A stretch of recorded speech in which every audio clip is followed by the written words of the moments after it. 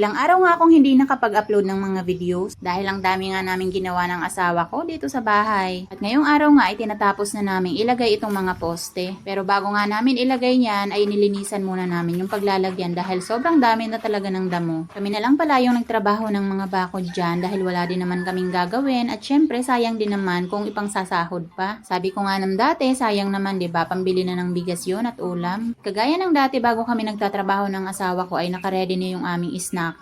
Para pagkatapos ng trabaho ay kakain na lang kami. Sa ngayon nga ay sobrang nahirapan talaga ako dito sa pagbubuhat ng poste. Dahil malayo yung kinuhaan namin ng poste at dinala namin dito sa likod. Maliit nga lang siya pero sobrang bigat talaga. Pero habang nagtatrabaho kami ng asawa ko ay nililibang na lang namin yung mga sarili namin. At sa mga nagtatanong pala kung saan kami bumili, dito lang yan sa may malapit sa amin. At yung mga nag-PM naman ng mga taga-Ocampo ay kay Medrano kami nag-order niyan. Pre-order daw ang pagpapagawa ng poste. Dahil bihira lang naman daw may mag-order ng ganyan. Sa mga nagtatanong naman sa akin kung magkano daw yung isang poste ay 520 pesos po yung isang piraso. Iba nga pala tayo ng usapan. Dahil naglalagay na lang din naman kami ng bakod ay i-share ko itong mga advice ko sa mga kapatid ko. Dahil sa aming magkakapatid ay dalawa pa lang kami may asawa. At doon sa dalawa kong kapatid na nagtatrabaho pa at wala pang sariling pamilya ay lagi ko silang ina-advisean na dapat habang wala pa silang pamilya ay meron na dapat silang maipundar para sa sarili nila. Dahil sabi ko ang trabaho ay hindi naman yan permanente. Ang lakas ay hindi permanente. Kaya sabi ko sa kanila ay samantalahin nila yung trabaho nila na meron pa silang kakayahang kumita ng pera. Yung kinita na yon ay gamitin nila sa tama. Okay lang na magsaya at magliba pero wag naman yung sobra at wala na silang ititira para sa sarili nila. Sabi ko sa kanila ay habang wala pa silang pamilya ay bumili muna sila ng lupa. Ang lupa kasi ay pwede mong pagtirikan ng bahay kung magkakapamilya ka na or kung ayaw mo naman ay pwede mo siyang ibenta sa mas mataas na presyo. Dahil sa panahon ngayon ay puro pataasan na lang talaga. Pataasan ng mga presyo ng bilihin at pataasan ng mga pride. Charot. Pero habang ang nag-a-advise ako sa kanila ay minsan hindi sila nakikinig. Nasa stage pa kasi sila ng pagkadalaga at binata. Pero sana ay hindi pa huli ang lahat na habang wala pa silang pamilya ay makapagpundar na sila. Yan yung advice ko sa kanila kasi kaming dalawa ng asawa ko. Excited kaming dalawa. Inuna kasi namin yung anak.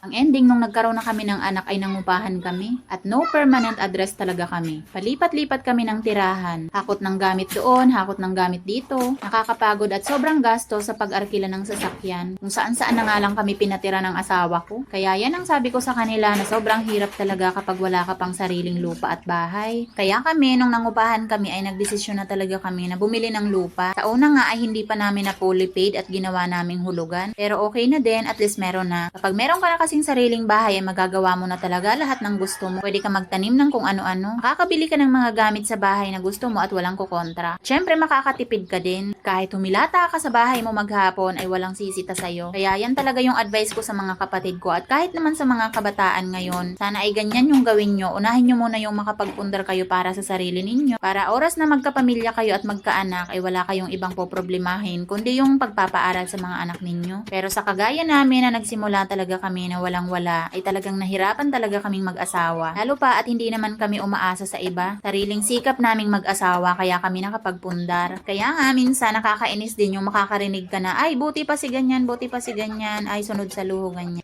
Han, daw, saan banda kaya? At advice ko na din sa mga nagsasabi na ganyan ha. Kung mayaman kami, kung sobra-sobra yung pera namin, kung sunod sa luho kami, di sana hindi ako nagaganitong pagtrabaho. Binayad na lang sana namin yung pagpapagawa ng bakod. Siguro pati yung tangkal namin ay itatiles ko talaga yan.